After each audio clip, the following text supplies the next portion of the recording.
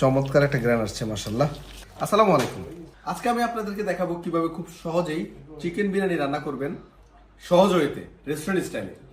দেরি না করে শুরু করছি আজকে ভিডিও। তবে ভিডিও স্কিপ করা যাবে না, একেবারে প্রপারলি এক্সপ্লেন করব, অনেক টিপস অ্যান্ড ট্রিক্স থাকছে।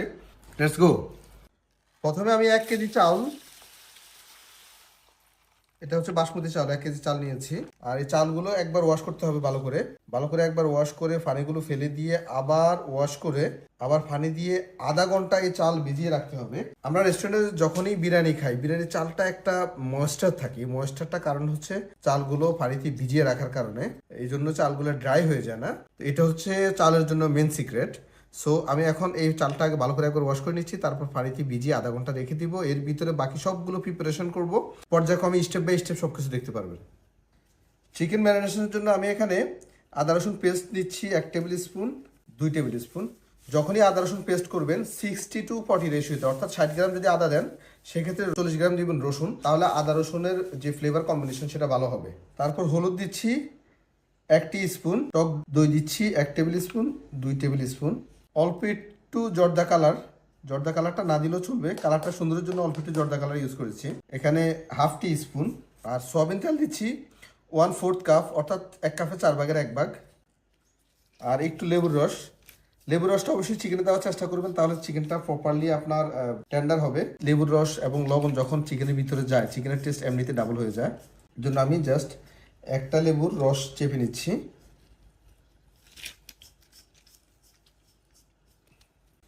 এখন এটা ভালো করে মাখিয়ে নিচ্ছি। মাখানোর পর চিকেনগুলো দিয়ে দিচ্ছি।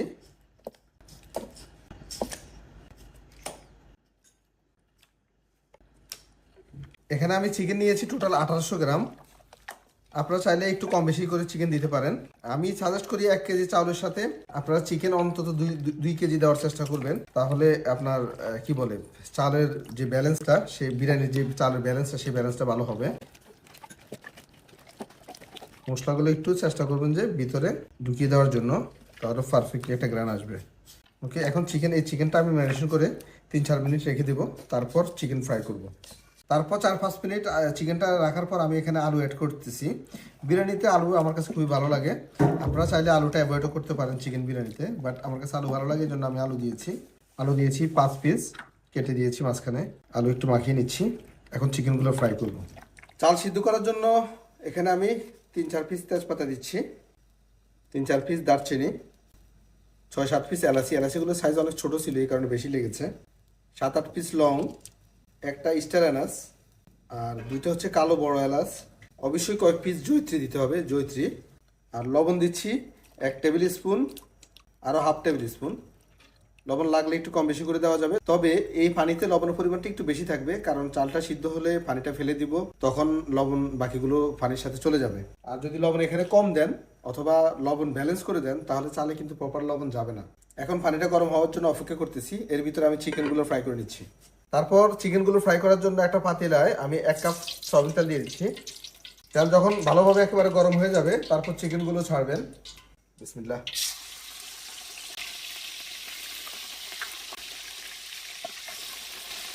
এর ফাঁকে ফাঁকে আলুগুলো ছেড়ে দিচ্ছি। আলুগুলো ভালোভাবে ফ্রাই করে নিতে হবে।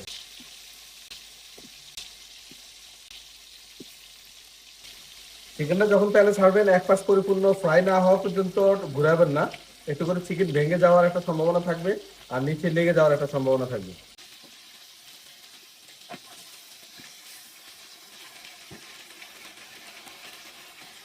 চিকেন কিন্তু একেবারেই পরিপূর্ণভাবে ভেজে নেবেন না, তাহলে চিকেন শক্ত হয়ে যাবে। এটা কিন্তু রোস্ট না, এটা বিরিয়ানির জন্য চিকেন ফ্রাই করা। চিকেন মোটামুটি প্রায় 30-40% চিকেন একটু ফ্রাই হয়ে গেলেই হয়ে যাবে। এই দেখেন চিকেনগুলো কতটা জুসি করে তুলছি, দেখেন কতটা জুসি, এই যে রস করতেছে। চিকেনগুলো তুলে নিচ্ছি।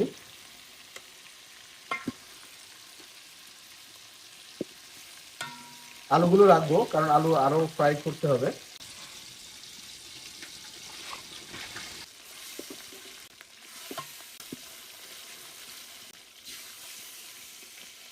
আমি এইভাবে বাকি সবগুলো চিকেন ফ্রাই করে নিচ্ছি। তবে এই সময় চুলার আঁচ কিন্তু অনেক বেশি থাকতে হবে, কম আঁচ দেওয়া যাবে না। চিকেনগুলো ঠিক এমনটা জুসিনেস করে ফ্রাই করে নিতে হবে, অতিরিক্ত ফ্রাই করা যাবে না, তাহলে বিরিয়ানির চিকেন একেবারে ড্রাই হয়ে যাবে।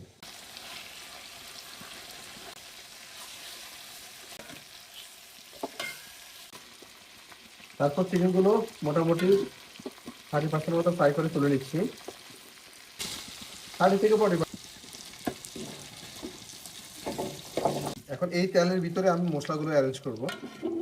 তারপর আমি এখানে আদা রসুন পেস্ট দিচ্ছি হাফ কাপ, টক দই দিচ্ছি হাফ কাপ, কয়েক পিস আস্ত কাঁচামরিচ, কয়েক পিস কিশমিশ, এখানে 2 টেবিল স্পুন মতো কিশমিশ আছে, আর হাফ কাপের মতো কাঁচা পেঁয়াজ দিচ্ছি।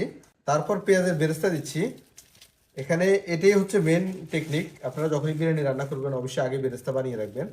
এখানে পেঁয়াজের বেরেস্তা দিচ্ছি 1 কাপের মতো, আর লবণ দিচ্ছি হাফ টেবিল স্পুনের মতো।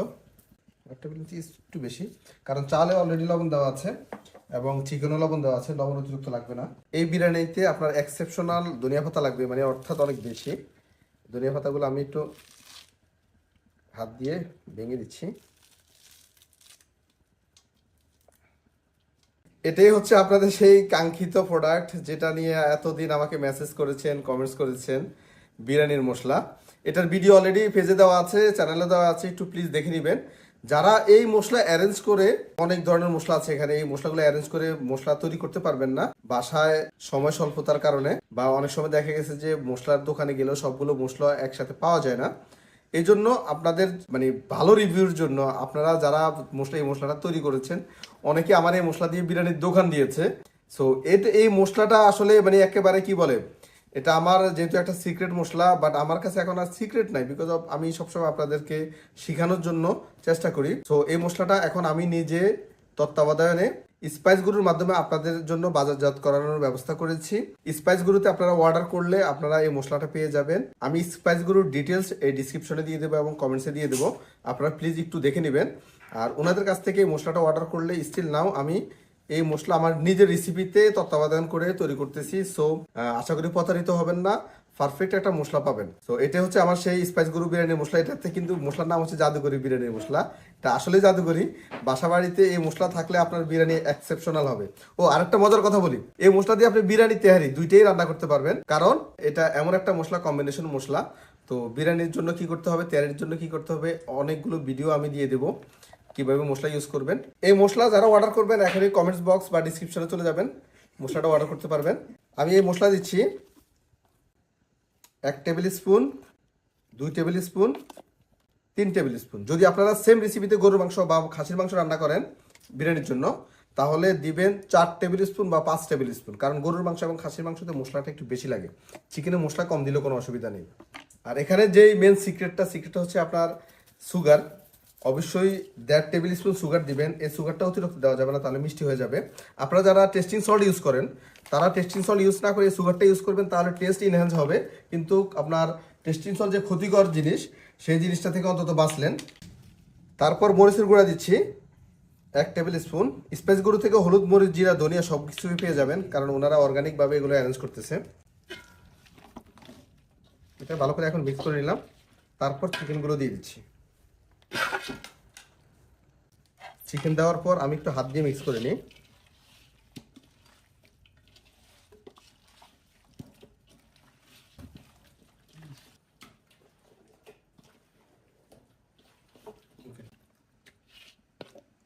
বাস, চিকেনের এখন কাজ শেষ। চিকেনটা একটু ভালো করে সাজিয়ে রাখবেন, আর সাইড থেকে মশলাগুলো অবশ্যই কাছে গিয়ে নিচে নামিয়ে দিবেন, তাহলে আর মশলাগুলো ফুটবে না সাইড থেকে। এই বিরিয়ানি মশলা দেওয়ার পর আর অন্য কোনো মশলা দেওয়ার প্রয়োজন নেই, কারণ এই বিরিয়ানির মশলাতে একেবারে প্রত্যেকটা মশলা খুবই কম্বিনেশনভাবে দেওয়া আছে।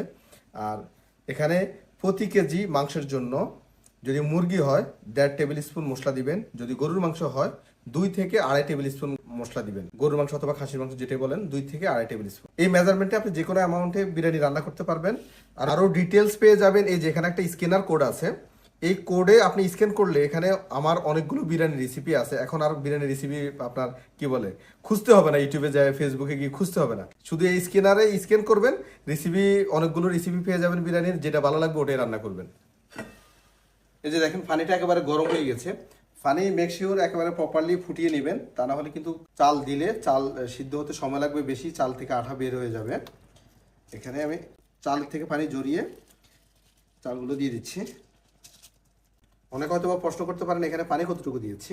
এখানে পানি আমি দিয়েছি প্রায় 2.5 লিটারের উপরে। আপনারা পানি চাইলে 3 লিটার 3.5 লিটার পর্যন্ত দিতে পারেন, কোনো অসুবিধা নেই। আর যেহেতু 1 কেজি চাল, কোনো অসুবিধা হবে না। আর বাসমতি চালে আঠালো নেসটা কম বাইর হয়, চিনি গুঁড়া চালে বেশি বাইর হয়। আপনারা যখনই এই বিরিয়ানিটা চিনি গুঁড়া চালে রান্না করবেন তখন চাল কুক করবেন 60%, আর যখন বাসমতি চাল দিয়ে এই বিরিয়ানি রান্না করবেন তখন চালটা কুক করবেন 85 থেকে 90%। কারণ বাসমতি চাল 90%-এর পরেও আরও 10% হইতে যে একটা সময় লাগে, কিন্তু চিনি গুঁড়ো চাল সময় লাগে না। চিনি গুঁড়ো চাল খুব দ্রুত সিদ্ধ হয়ে যায়। চালটা দেওয়ার পর অবশ্যই একটু নাড়া দিবেন, তা না হলে চাল অনেক সময় চাকা বেঁধে যাওয়ার একটা সম্ভাবনা থাকে। এই যে দেখেন চালগুলো মোটামুটি আমার 80% কুক হয়ে গিয়েছে। এখন এই পানিটা আমি স্ট্যান্ড করে ছেঁকে নেব।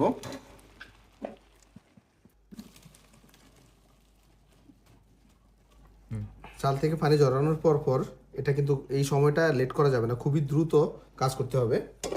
তারপর চিকেনের উপরে চালগুলো দিয়ে দিচ্ছি। চিকেনের উপর চালগুলো দিবেন তখন যদি বাসা বাড়ি চুলাতে রান্না করেন অবশ্যই চালগুলো এইভাবে উপরে তুলে দিবেন, কারণ উপরে মাঝখানের দিকটা হচ্ছে সবসময় স্টিমটা ভালো থাকে, যার কারণে চাল আর কাঁচা থাকবে না। এই জন্য চাল এইভাবে গোল করে মাঝখানে তুলে দিবেন। তারপর উপরে আমি অল্প কয়টা বাদাম পেঁয়াজ দিয়ে দিচ্ছি, আর দিচ্ছি কয়েক পিস আস্ত কাঁচামরিচগুলো একটু ঢুকাই দিই, তাহলে হচ্ছে আপনার সিদ্ধ হয়, তাহলে একেবারে শক্ত থেকে যায়। তারপর আমি এখানে 1.5 কাপ লিকুইড মিল্ক নিয়ে নিয়েছি। লিকুইড মিল্কের সাথে 1 table spoon sugar, 1 table spoon বিরিয়ানির মশলা, আর 1 টিস্পুনের মতো লবণ দিয়ে ভালো করে মাখিয়ে নিয়েছি। এখন চালের উপরে এই দুধটা লিকুইড মিল্কটা খুব সুন্দর মতো ছিটিয়ে দিব। একটা কথা বলিনি, আমি দুধটা একটু হালকা গরম করে নিয়েছি।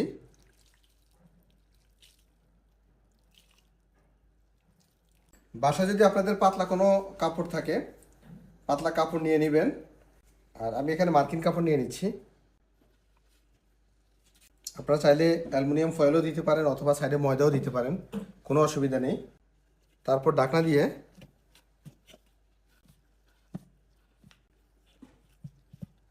চুলার আঁচ একেবারে ফুল করে দিতে হবে। প্রথমে চুলার আঁচ একেবারে ফুল করে দিয়ে 2 থেকে 3 মিনিট অপেক্ষা করতে হবে। 2 থেকে 3 মিনিট যখন আপনার চুলা হাই হিট দিবেন তখন এভাবে টাচ করার চেষ্টা করবেন। যদি মনে করেন যে না, টাচ করে 1 সেকেন্ডও টাচ করে না ধরতে পারেন, তখন মনে করবেন যে ভিতরে প্রপারলি স্টিম জমেছে, তারপর আপনাকে দমে দিতে হবে। তবে একটা কথা বলে নেই, আপনারা কখনোই পাতলা পাতিলায় রিস্ক নেবেন না, নিচে লেগে যাওয়ার একটা সম্ভাবনা থাকবে। আমি কি করি, পাতিলার নিচে এরকম একটা লাইনার দিয়ে তারপর পাতিলাটা বসাই, আর চুলার আঁচটা এখন একেবারে ডিম করে নিচ্ছি, তাহলে আর নিচে লাগার সম্ভাবনা থাকবে না। এইভাবে আমি 40 মিনিট পর্যন্ত রেখে দেবো। 40 মিনিট পর আমি দমটা ভাঙতেছি, দেখি কেমন হয়। রেজাল্ট আশা করি ইনশাল্লাহ ভালো হবে। 40 মিনিট পর আপনাদেরকে রেজাল্ট দেখাচ্ছি। বিসমিল্লাহ, আমি প্রায় 40 মিনিট পর ঢাকনাটা খুলতেছি। আলহামদুলিল্লাহ, চমৎকার একটা গ্রান আসছে। গ্রানটা আসলে লোভনীয়। অল্প একটু ঘি দিচ্ছি, ঘি বেশি দেওয়ার প্রয়োজন নেই, কারণ এখানে যে বিরিয়ানি মশলাটা আছে এটা খুবই স্মেলি, এটা ফ্লেভারটা অসাম। বিসমিল্লাহ, এই যে দেখেন,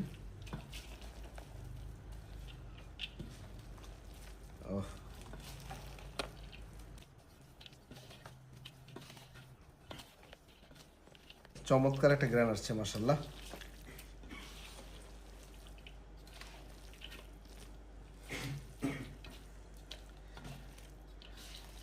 আমি অল্প একটু ট্রাই করে দেখবো।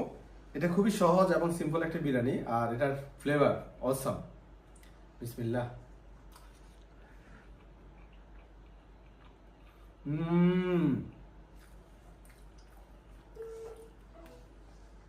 বিশেষ করেন এভাবে জাস্ট একবার বিরিয়ানি রান্না করে দেখেন, লাইক রেস্টুরেন্ট স্টাইলে।